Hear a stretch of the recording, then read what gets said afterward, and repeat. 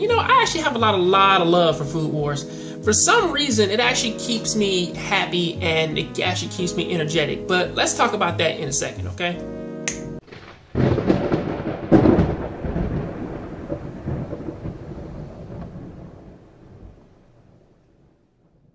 Food Wars does a lot of interesting things this episode that actually kind of make you think about the restaurant business. And for somebody out there who, well, now anybody out there who has worked like in a fast food chain, or pretty much you have worked like in some place that sells food, you would understand that service in a high running place, which that has like a constant line going, you will understand that can get pretty hectic sometimes. And yes, you working like that is not easy to do. And it is pretty amazing to kind of but it does have an interesting team building feel to it. But when you are too good at what you do, you can kind of feel that people rely on you to kind of get that line down and keep things going, which is sort of kind of the lesson of this episode of saying that no kitchen is perfect, no restaurant is perfect. If something can go wrong, it will, and pretty much you need to find a way to improve it.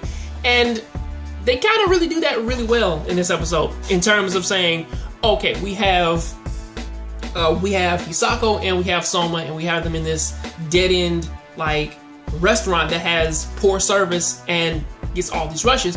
But then again, it's like, well, if these two fuckers leave, then what will they do to help out this restaurant? And it kind of makes you think, or at least if you're in a business setting, it makes you think of okay, what makes you a good leader? Is it you is you just dealing with the problem and kind of keeping all these things that kind of make you traditional? Or will you fix the problem and say, okay, we need to cut back a few things. We need to change our business model. We need to change something to make our business run better. And of course, we do get to see the arena version of that, and it's kind of funny too how that for their end is just this big dude, man, who's throwing a tantrum saying, "You fucking high schoolers, stop changing my goddamn menu." And I can kind of feel that. I kind of feel that for him, especially since he's been working in this high class restaurant and shit, and even the owner likes the changes. So yeah, I can kind of understand why that would piss him off. But for me personally, up on the other end, this episode did have a very interesting lesson in it. So I kind of parade them for that. However, I think in the next episode we're heading to Shinomiya's restaurant. The guy who went up against Megumi in the Shokugeki, and they counted it as a draw with the past alumni. I really wonder what is going on with his restaurant, because it doesn't seem like that it was all that bad, or that he was getting back on track. So I don't get it. But till then, that is what I gotta say about that. Tell me what you think about this down there in the comment section. I'll catch you on the next Jongravesshow. Keep watching anime, keep playing video games. I'm out.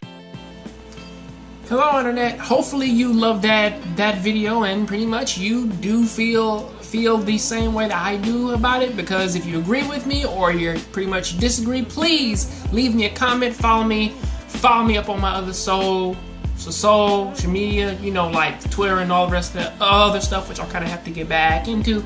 But also, if you like this video, please go ahead and hit the like button and share this video with some of your friends.